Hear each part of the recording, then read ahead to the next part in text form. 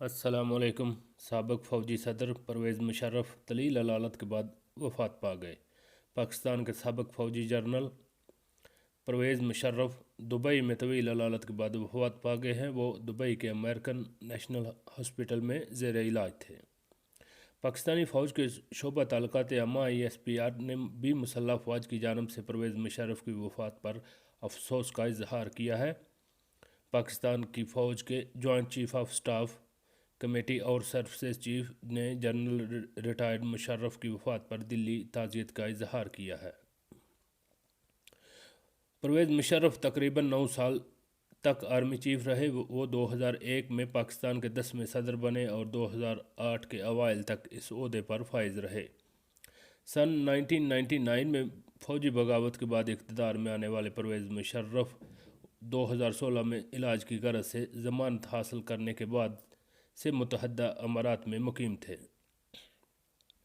गुज़श्ता बरस जून के महीने में परवेज़ मुशर्रफ के अहल खाना ने अपने एक बयान में कहा था कि परवेज़ मुशर्रफ खराबी सेहत के इस मरहले में हैं जहाँ सेहत याबी मुमकिन नहीं और इनके अज़ा काम करना छोड़ रहे हैं। परवेज़ मुशर्रफ के घर वालों की जानब से ये बयान जारी किया गया। इनकी ज़िंदगी में आसानी के लिए दवा की अपील भी की गई। अहल खाना के मुताबिक साबिक सदर नामी बीमारी में मुब्तला थे। इस बीमारी में जिस्म में प्रोटीन के मालिक्यूल नाकारा हो जाते हैं और मरीज़ के अज़ा रईसा मुतासर होते हैं। अक्सर अफराद में इस बीमारी के बाद एमिल्यूड प्रोटीन गुर्दे में बनना शुरू हो जाते हैं, जिससे किडनी फेलियर का खतरा होता है। एमिल्यूड प्रोटीन अगर दिल में बनना शुरू हो जाएं तो इससे भी पट्टे सख्त ख़राब हो सकते हैं और जिस्म में खून की गर्दिश मुतासर हो सकती है। NHC के मुताबिक एमिल्यूडस का कोई इलाज नहीं और इन प्रोटीन को बराह रास्त निकाला नहीं जा सकता, मगर ऐसे तिब्बी तरीके मौजूद हैं जिनमें अलामात का इलाज किया जाता है या इन प्रोटीन्स को जिस्म में बढ़ने से रोका जाता है।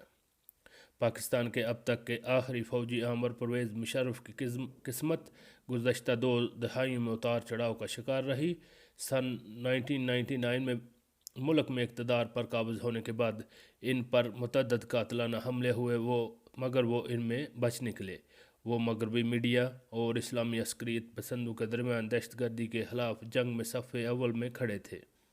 बादजा इन पर गैर कानूनी तौर पर आइन को मुअत्तल करने और एमरजेंसी नाफज करने का इल्ज़ाम आयद किया गया। इनके इक़्तिदार के अरूज के 20 बरस बाद इनकी गैर मौजूदगी में अदालत ने उन्हें आइन से बगावत के जुर्म में सज़ाए मौत सुनाई थी। परवेज़ मुशर्रफ 11 अगस्त 1943 को दिल्ली के उर्दू बोलने वाले घराने में पैदा हुए। 1947 की तक़सीम हिंद के बाद इनके वालिदैन हिजरत करके पाकिस्तान आ गए। सन 1964 में उन्होंने पाकिस्तान फ़ौज में कमीशन हासिल किया और एक लंबी मुलाजमत के बाद सन 1998 में नवाज शरीफ के दौरे हुकूमत में उन्हें चीफ ऑफ आर्मी स्टाफ तैनात किया गया। ताहम अगले ही साल 1999 उन्होंने मुल्क में मुंतखब हुकूमत का तख्ता उल्ट दिया। इनका इंतखाब नवाज शरीफ के लिए जो साबित हुआ क्योंकि उन्होंने परवेज़ मुशर्रफ को निस्बतन सीनियर जनरल पर फोकियत देते हुए आज की फ़ौज की कमान सौंपी थी। नवाज शरीफ की मकबूलियत भी इस वक्त ज़वाल पजीर हो रही थी, जिसकी वजह मुल्क में जारी मुआशी बहरान, मुतनाज़ इस्लाहात और कश्मीर का बहरान था। इसी दौर में पाकिस्तान कश्मीर में कुछ इलाके पर कब्ज़े की एक नाकाम कोशिश पर शर्मिंदा था और फ़ौज सारा इल्ज़ाम अपने सर लेना नहीं चाहती थी और यही कारगिल के मामले दोनों के ताल्लुकात खराबी की वजह बना। बाद अज़ां जब नवाज शरीफ ने जनरल मुशर्रफ को तब्दील करना चाहा तो उन्होंने इंतहाई होशियारी से अपनी फ़ौज को ताकत के बल पर इक़्तिदार पर कब्ज़ा कर लिया। इनके इक़्तिदार का पांसा इस वक्त बदला जब 11 सितंबर 2001 को अमेरिका के ट्विन टावर्स पर शिद्दत पसंदों ने हमले किए, जिनमें सैकड़ों अफराद हलाक और ज़ख्मी हुए और मुशर्रफ हुकूमत ने इस जंग में अमेरिका का साथ देने का फ़ैसला किया। 11 सितंबर के हमलों के बाद अमेरिकी सदर जॉर्ज W. बुश की दहशतगर्दी के खिलाफ जंग में इनका साथ देने का मतलब उन तमाम जंगजूओं से तसादम था जो अलकायदा और तालिबान के हामी थे, जिनसे तल्लुक़ का इल्ज़ाम पाकिस्तानी फ़ौज पर तवील अरसे से लगता चला आ रहा है। पाकिस्तानी सदर की हालत کو رسی پر چلنے سے تشبیہ دی جاتی ہے، کیونکہ وہ پاکستان میں شدت پسندوں کے خلاف حملوں کے لیے امریکی دباؤ اور ملک میں امریکی مخالف اسلامی آواز میں توازن بنانے کی کوشش میں لگے رہتے ہیں۔ افغانستان کا معاملہ بھی اپنی جگہ موجود تھا۔ پرویز مشرف پر نیٹو اور افغان حکومت کی جانب سے مسلسل الزام عائد کیے جا رہا تھا کہ وہ القاعدہ اور طالبان کے ہمدرد جنگجوؤں کی فاٹا کے راستے افغانستان میں نقل و حرکت کو روکنے کی کافی کوشش نہیں کر رہے۔ ان کے ریکارڈ کے بارے میں کئی سوالات اس وقت سر اٹھانے لگے جب سن 2011 میں اسامہ بن لادن پاکستان میں پائے گئے، جہاں وہ پاکستانی ملٹری اکیڈمی کے قریبی علاقے میں برسوں سے رہائش پذیر تھے، اور مشرف برسوں سے انکار کرتے رہے تھے کہ انہیں اس کے بارے میں علم نہیں۔ جنرل مشرف کا دور اقتدار عدلیہ کے ساتھ ان کی کھینچا تانی سے بھی بھرپور رہا، جس میں ان کے فوجی سربراہ رہتے ہوئے صدر کے عہدے پر قائم رکھنے کی خواہش کا تنازع بھی شامل تھا۔ سن 2007 میں انہوں نے اس وقت کے چیف جسٹس افتخار محمد چودھری کو معزول کر دیا، جس کی وجہ سے ملک میں مظاہرے پھوٹ پڑے۔ چند مہینوں بعد انہوں نے اسلام آباد میں لال مسجد اور اس سے ملحقہ مدرسے کے خونی محاصرے کا حکم دے ڈالا، جس کے نتیجے میں 100 سے زائد افراد مارے گئے۔ لال مسجد کے علماء اور طلباء پر پاکستان کے دارالحکومت اسلام آباد میں سخت شرعی قوانین لاگو کرنے کے جارحانہ مہم چلانے کا الزام تھا۔